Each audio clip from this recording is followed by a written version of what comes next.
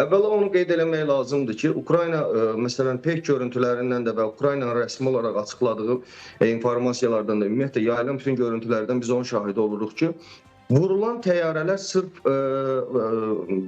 belə deyək də, aerodromlarda açıq vəziyyətdə şəraitdə olan təyyarələrdir. Yəni konkret olaraq Ukrayna tərəf belə deyək də, Rusiyanın anqarlarda olan təyyarələrin heç birinə zərər dəlməyib bu məsələdə.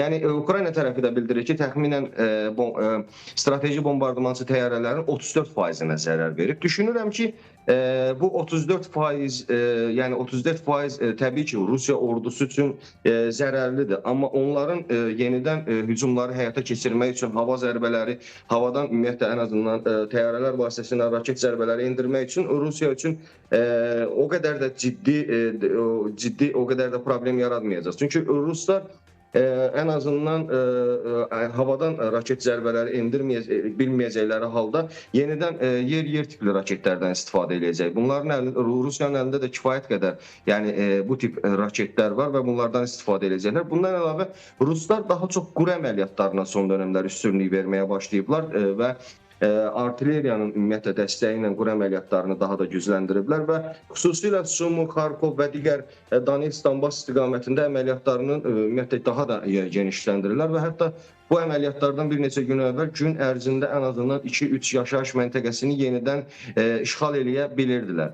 Və Ukrayna tərəfinin əlində təbii ki, hörümçək toru və yaxud da ki, ona bənzər hansısa bir əməliyyatlar olacaq və Ukrayna tərəfi təbii ki, bu tip əməliyyatları keçirdikdən sonra onları da belə düşünürlər ki, məsələn, onlar Rusiya ilə danışıqlar masasında əlləri güclənmiş olacaq.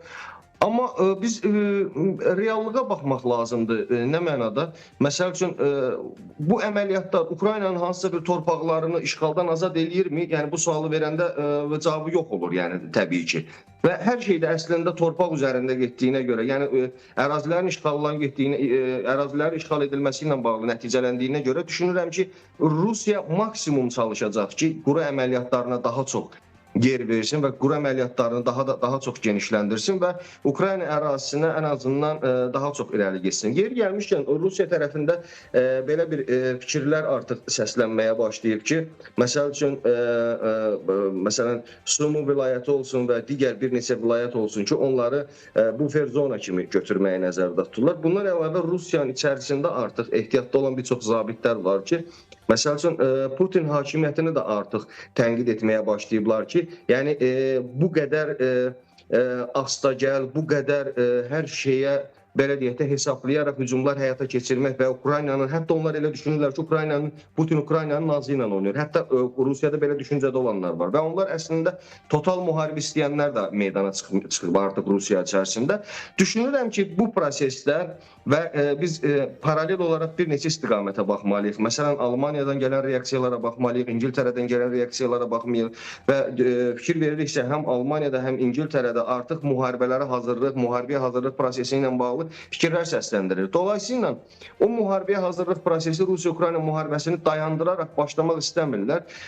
Ukraynanın ümumiyyətlə bu prosesin içərisində olmasını, Ukraynanın hələ də Rusiyanın qarşısında olmasını və müharibənin davam etməsini istəyirlər ki, eyni zamanda onlar özləri də bir müharibəyə hazırlıq içərisində olsunlar və yaxud da ki, müharibəyə hazırlaşsınlar və açıq şəkildə demək olar ki, Qərb ölkələri, xüsusən Avropa ölkələrinin bir çoxusu ciddi şəkildə müharibəyə bir hazırlıqla məşğuldur və düşünürlər ki, əgər Ukrayna müharibəsindən sonra Rusiya ilə bir toqquşma ehtimalı yüksək göstərirlər ən azından bunu. Bilmirəm, yəni indidən onu demək tezdir, amma biz nəyin şahidi oluruq? Biz onun şahidi oluruq ki, əslində iki dünya müharibəsi olub, ikisi də Avropa üzərində daha çox olub və Avropa üzərində başlayıb, Avropa üzərində yekunlaşıb, belə deyərdik və görünən odur ki, sanki əgər yenə bir böyük bir müharibə olacaqsa, elə bu da Avropa üzərindən başlamış olacaq. Çünki dünyada ən çox, yəni təbii ki, Hindistan, Pakistan və yaxud da ki, Çinin orada silahlanması, Amerikanın mövqeyi, bunların hamısını qoyacaq kənara, amma daha çox mərkəz olaraq sanki yenə Avropa götürülür və Avropanın üzərindən ən azından hansısa bir böyük əməliyyatların və yaxud da ki, böyük müharibənin baş verməsi ehtimalı daha da güclənir. Və bir şeyi də qeyd eləmək lazımdır. Son günlər Avropanın bəzi ölkələrində, məsələn, Polşada artıq Ukrayna torpaq iddiası kimi fikirlər də daha çox səslənməyə başlayıb. Yəni biz məsələyə bir xətt Prezident üzərindən dəyişəndən sonra, çünki deyirlər ki, yeni prezident Ukrayna əleyhinə addımlar atacaq, o cür qərarlar verəcək. Bəli, və onu deməyə qeyd etmək lazımdır ki, sanki hər şeyə Ukrayna Rusiya üzərindən baxmaq lazım deyil. Yəni əslində regionda bəzi ölkələr var ki, siyasətlər dəyişir və bir də onu qeyd eləmək lazımdır ki, Avropanın özündə də hakimiyyətə artıq daha çox millətçilər gəlməyə başlayır.